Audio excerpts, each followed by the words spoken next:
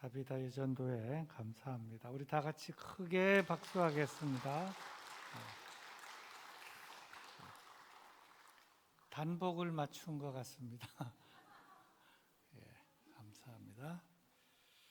우리 옆 사람하고 인사하고 말씀을 듣겠습니다. 사랑합니다. 축복합니다.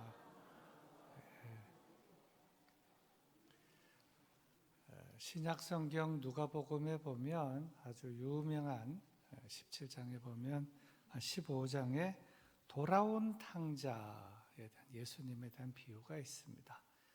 이 비유가 의미하는 바는 죄인 하나가 한 명이 돌아오면 주님께서 얼마나 기뻐하시는가 하는 그러한 그 주제를 담고 있습니다. 어떤 가정에 두 아들이 있었는데 그 집안 두 아들 중에 차남이 아버지 저에게 오를 유산 분깃을 좀 미리 주실 수 없습니까? 그래가지고 그거를 받아가지고 나갔다. 유산을 미리 받아가지고 나갔다는 것입니다.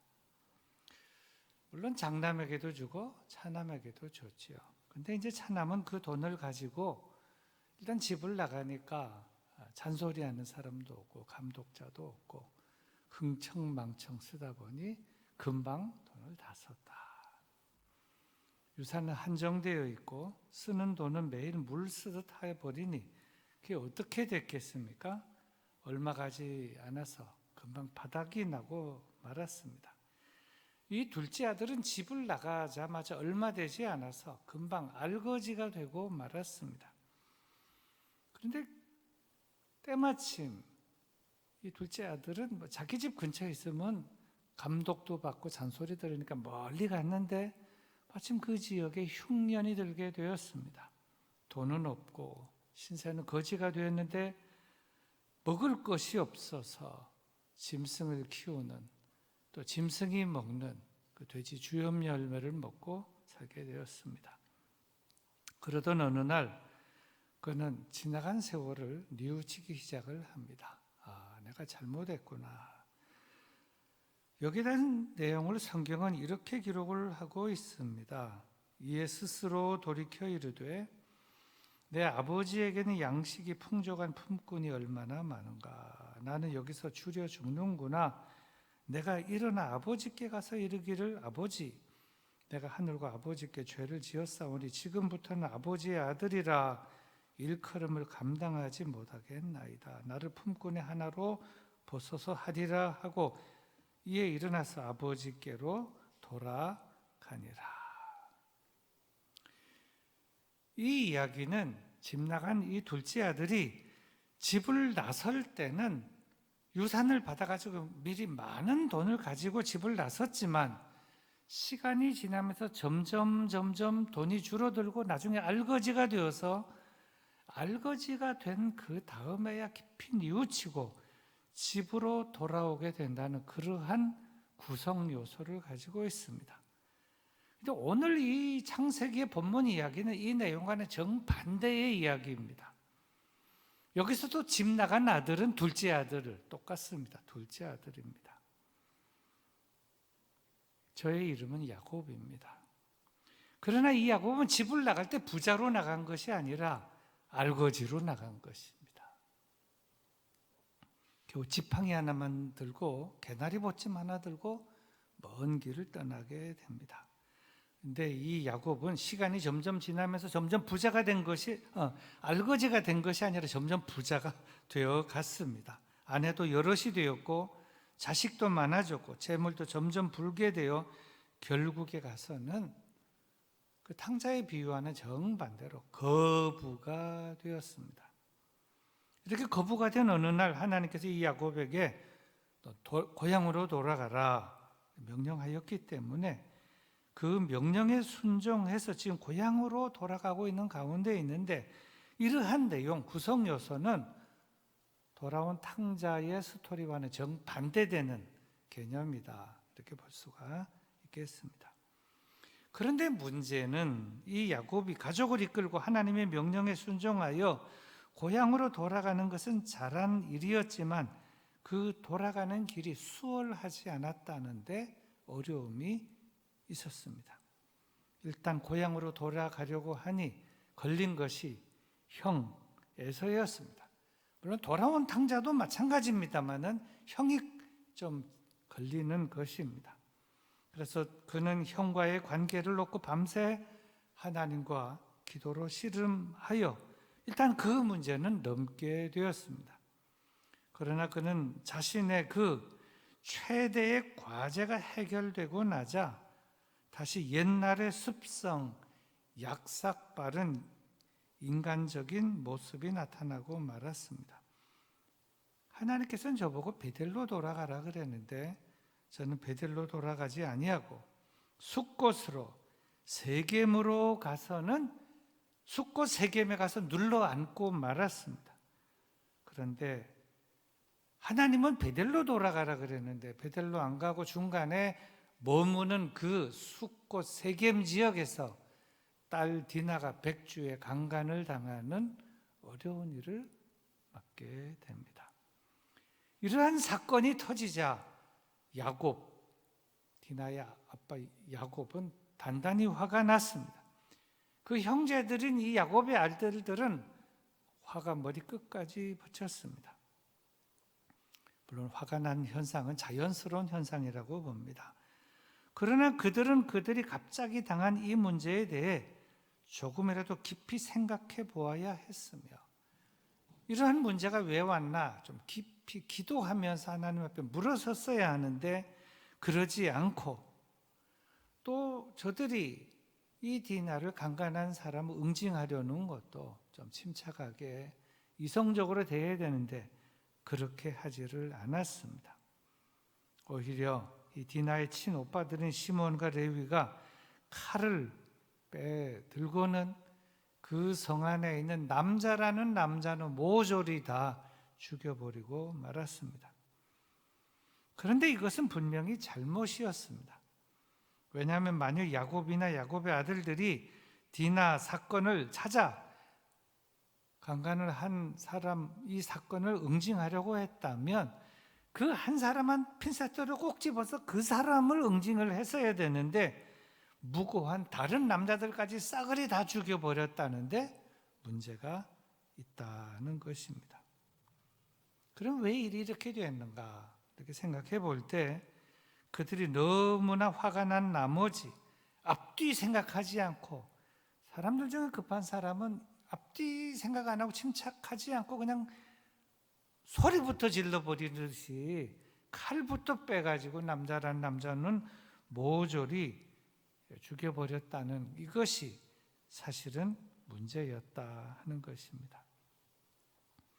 근데 이 야곱의 딸 디나 사건 때문에 일어난 시므온과 레위의 칼 사건이 주는 교훈은 우리가 살아가다가 때로 이해하기 어려운 황당한 일을 만나게 되면 그 황당하게 된 그 사건이 나는 잘못이 없지만 다른 사람 때문에 일어난 사건이든 나 때문에 일어난 사건이든 간에 이 사건이 왜 일어났느냐 하는 이 점에 대해서 좀 생각해보고 대처를 해야 되는데 생각하지도 않고 기도하지도 않고 이 문제를 화가 난다고 그냥 입으로 그냥 말로 확 욕을 해버리거나 아니면 주먹과 발로 행동을 해버리거나 여기에 있는 것처럼 칼을 뽑아들고 이렇게 처치해버릴 때 우리 사람들은 거의 10중 8구 실수를 할 수밖에 없다 하는 것입니다.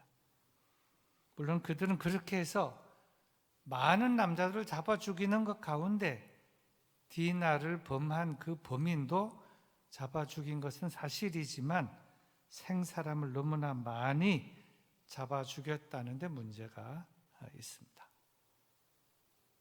그런데 이 디나 강간 사건과 이 복수 사건에 있어서 더더욱 문제가 되는 것은 그 아버지 야곱에게 문제가 있었다는 것입니다.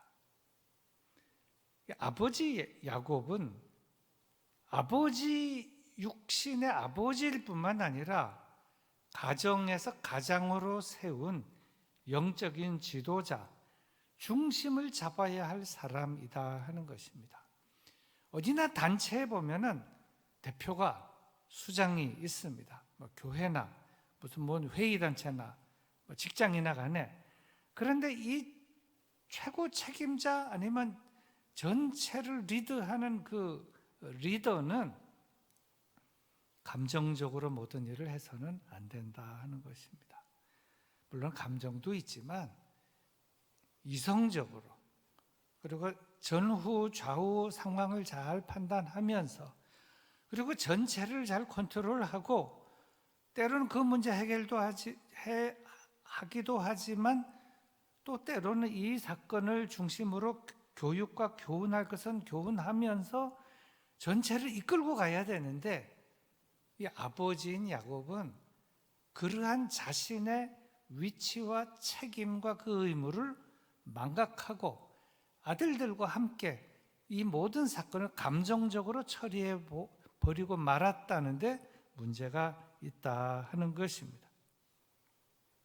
이렇게 야곱은 가족을 이끌고 하나님의 명령을 따라 조상의 땅으로 돌아가고는 있었지만, 가다가 잠시 머무른 세겜 그 숲곳에서 미적거리다가 이렇게 큰 딸 디나의 강간 사건을 당하고 난 다음에 이제 이게 왜 이렇게 됐나 이렇게 정신을 차리고 있는 그 즈음에, 그때 하나님께서 다시 말씀이 야곱에게 떨어졌는데, 그 말씀이 오늘 1절 말씀입니다. 1절 말씀 제가 다시 읽어봅니다.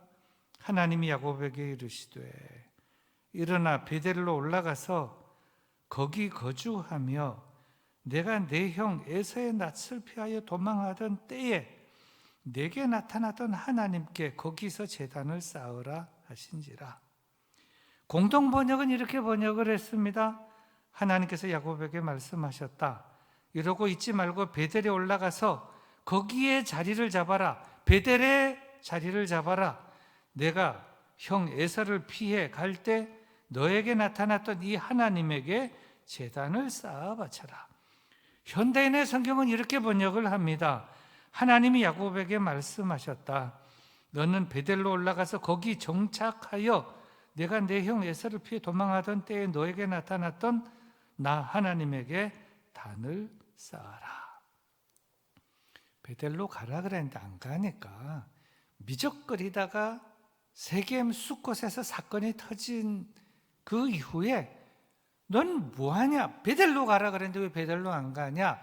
베델로 가서 거기에 자리를 잡아라.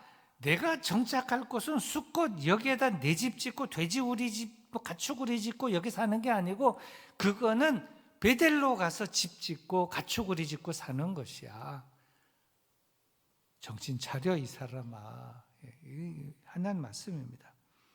야곱은 놀랐습니다. 그리고 감사했습니다. 오, 하나님 아버지 감사합니다. 제가 미적거리고 주저앉아 있는데 저를 잊지 않고 저보고 깨우쳐 주시고 가라고 하시니 감사합니다. 그래서 이렇게 말했습니다. 본문 2절과 3절입니다. 야곱이 이에 자기 집안 사람과 자기와 함께 모든 자에게 이르되 너희 중에 있는 이방 신상들을 버리고 자신을 정결하게 하고 너희들의 의복을 바꾸어 입으라. 우리가 일어나 베델로 올라가자. 내 환난 날에 내게 응답하시며 내가 가는 길에서 나와 함께 하신 하나님께 내가 거기서 제단을 쌓으려 하노라 하매. 야곱의 의지는 결연하였습니다. 내가 주저앉아 있는 걸 어떻게 참 다 내려다보고 계시지? 이제는 베델로 가긴 가야 되겠다. 일어나 가자. 근데 그냥 가자가 아닙니다. 이방 신상들을 버리고 잘못된 의복 다 갈아입고 그리고 베델로 가자. 그랬더니 가족들이 다 협조하기 시작을 했습니다. 그리고 예를 들어서 이방 신상들을 버리고 의복도 갈아입고 가자 그랬는데, 버리고 갈아입고 가자 그러고 나서 가만 봤더니 가족들이 이방 신상들을 꺼내기 시작하는데 너무나 많이 나온 겁니다. 우리 집안에 이렇게 이방 신상들이 이렇게 많았나? 부적처럼 귀걸이, 그냥 귀걸이가 아니고 부적 귀걸이입니다. 부적 귀걸이, 부적 목걸이, 부적 발목걸이 할 거 없이, 그 다음에 사실 라헬이 거기서 도망 나올 때 드라빔을 가지고 한 개 가지고 나왔는데, 말하자면 그 한 개가 새끼를 너무나 많이 친 거예요. 우상이 새끼를 너무나 많이 쳤습니다. 그 지역에 있는 이방 신상들도 많이 나오게 된 것입니다. 그래서 이 집안에는 드라빔이 제 표현은 새끼를 쳤다는 것이지만 하여튼 많이 나와서 그것들을 다 모아서 파묻고, 거기다 파묻고, 그리고 거기를 출발을 하게 되는 것입니다. 이때 야곱은 그냥 아버지가 아니라 영적인 아버지의 위치와 위상을 찾게 되었다. 중요한 것입니다.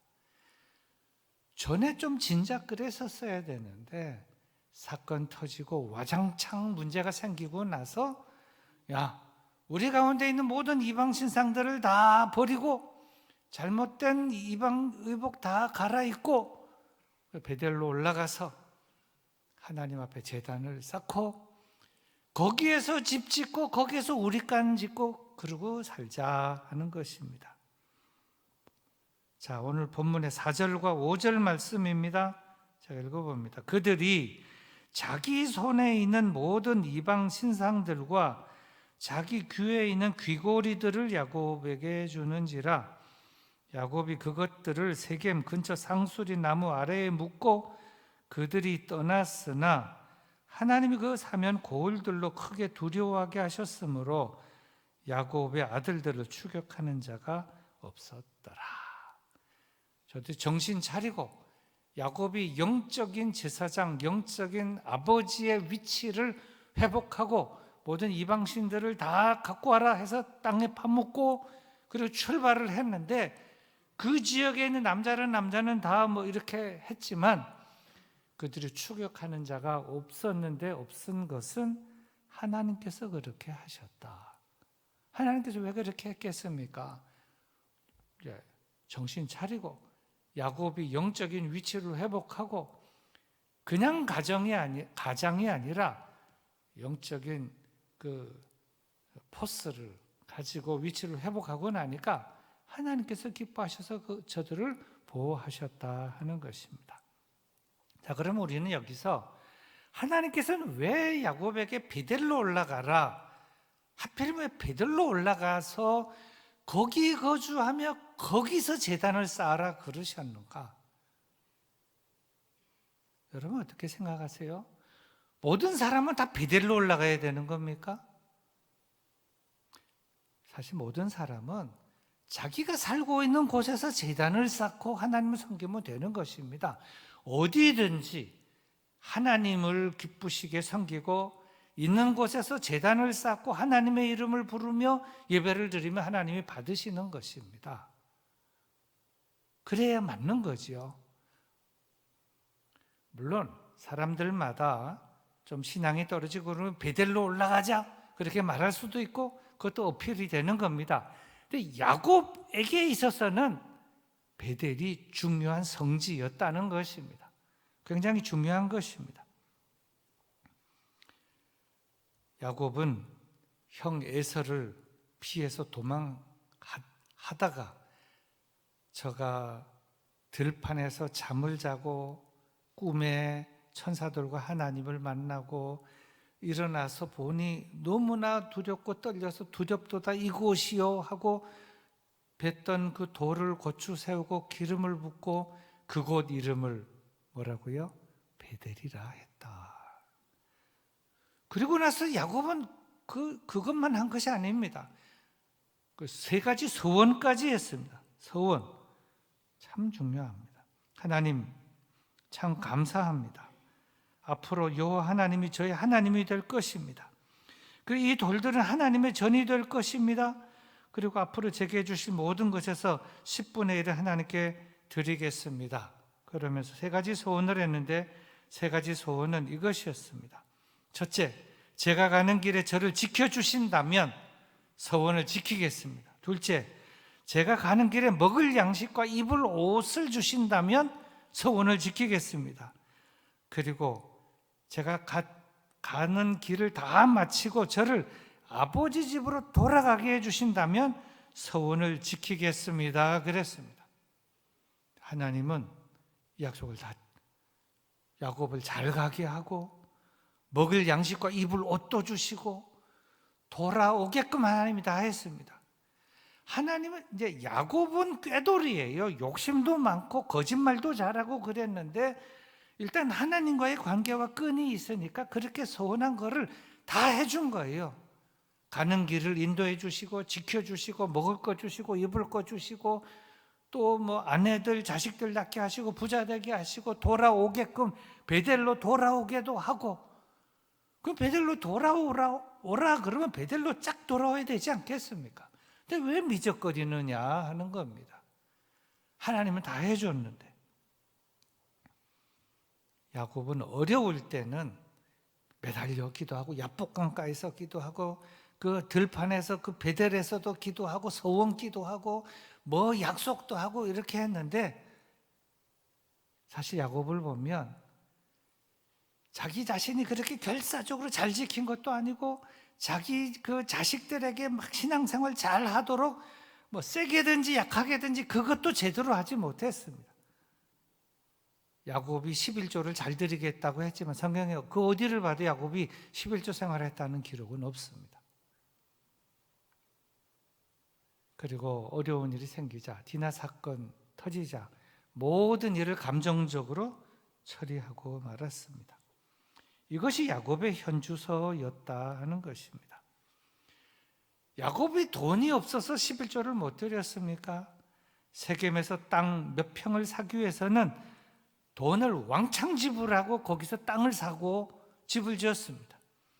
형 에서를 위해서도 자기 이게 내가 죽을까 싶으니까 이 때가 뭡니까?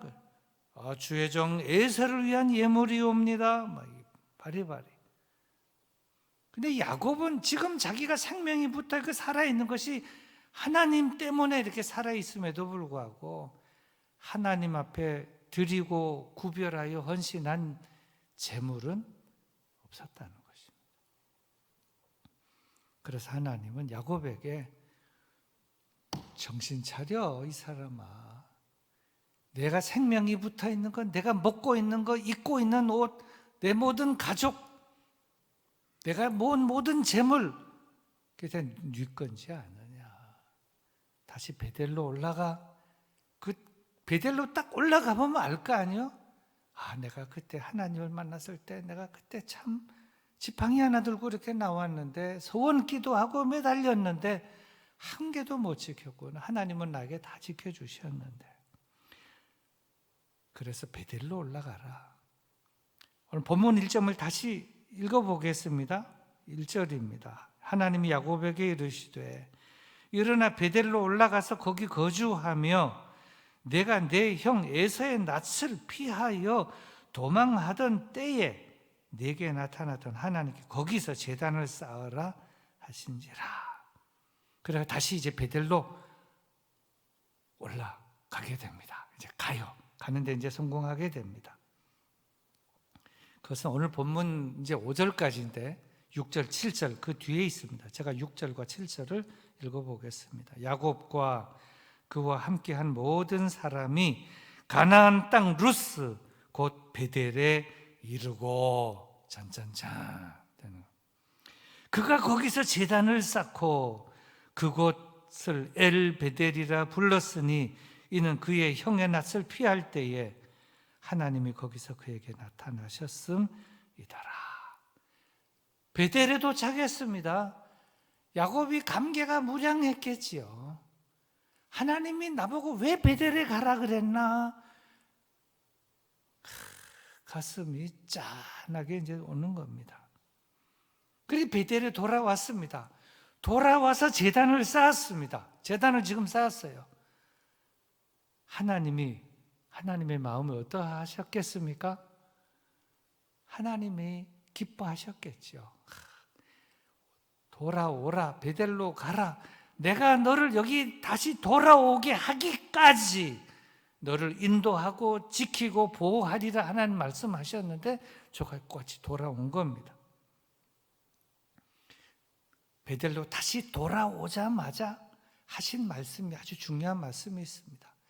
사실 이 야곱이 저기 하란에 가서 라헬을 연모하고 또 뭐 7년 해가지고 라헬과 레와 결혼하고 자식 낳고 부자가 돼서 돌아오다가 겁이 나서 야복강가에서 주여 하고 기도했더니 이름을 뭐로 갈아줬어요? 이스라엘이라 갈아줬습니다. 그때뿐이에요. 그리고 나서 이름을 이스라엘이라고 부르지 않습니다. 그리고 언제부터 이스라엘이라 부르느냐? 베델로 돌아온 다음부터 이스라엘이라고 이름을 부르는 것입니다. 그 내용이 오늘 본문 이후 9절부터 15절에 있는 내용인데 제가 읽어보겠습니다. 여러분 화면을 보시면 됩니다. 야곱이 밧단 아람에서 돌아오매, 하란에서 오매 이 말입니다. 하나님이 다시 야곱에게 나타나서 그에게 복을 주시고 하나님이 그에게 이르시되 내 이름이 야곱이지만은 내 이름을 다시는 야곱이라 부르지 않겠고 이스라엘이 내 이름이 되리라 하시고 그가 그의 이름을 이스라엘이라 부르시고 하나님이 그에게 이르시되 나는 전능한 하나님이라 생육하며 번성하라. 한 백성과 백성들의 총회가 네게서 나오고 왕들이 내 허리에서 나오리라. 내가 아브라함과 이삭에게 준 땅을 내게 주고 내가 네 후손에게도 그 땅을 주리라 하시고 하나님이 그와 말씀하시던 곳에서 그를 떠나 올라가시는지라. 야곱이 하나님이 자기와 말씀하신 곳에 기둥 곧 돌기둥을 세우고 그 위에 전제물을 붓고 또 그 위에 기름을 붓고 하나님이 자기와 말씀하시던 곳의 이름을 뭐라고? 베델이라 불렀더라. 전에도 불렀습니다. 이곳은 확실하게 하나님의 집이다. 하나님이 나타나셨고 너를 이곳으로 데려오기까지 너를 떠나지 아니하리라. 근데 내가 너무 철없이 그동안 지냈구나. 그 야곱이 돌아와서 이름이 바뀌었습니다. 베델에서 뭐로 바뀌었어요? 이스라엘로 바뀐 겁니다. 하나님과 겨루어 내가 이겼다. 하나님은 어떤 하나님이시냐? 야곱을 사랑하시는 하나님. 야곱 같은 꾀돌이 얄팍하고 거짓말하는 이런 사람도 사랑할. 야곱이 잘난 것이 아니라 야곱이 그래도 하나님을 믿고 의지하고 그래서 소원 기도도 할 줄 알고 저는 안 지켰지만 그러나 하나님은 그 야곱의 그때 그 순간의 마음을 받아주시고 넌 지금 뭐하냐? 베델로 돌아가라. 베델로 올라가라. 그리고 베델로 올라가게 하시는 하나님, 베델로 올라가서 거기서 제단을 쌓으라. 거기서 집도 짓고 거기서 우리간도 짓고 그리고 거기서 야곱의 이름을 이스라엘로 바꿔주시는 하나님이시다. 우리는 다 야곱과 같은 존재입니다. 이걸 보면서 우리는 야곱을 사랑하시는데 나도 사랑하시는 것이지. 우리의 인생, 남은 인생, 그 마지막 순간까지 오직 믿음으로 하나님을 기쁘시게 하는 삶을 살아야 되겠다. 이것으로 승리해야 되겠다는 그런 결단이 우리에게 있어야 할 줄로 믿습니다.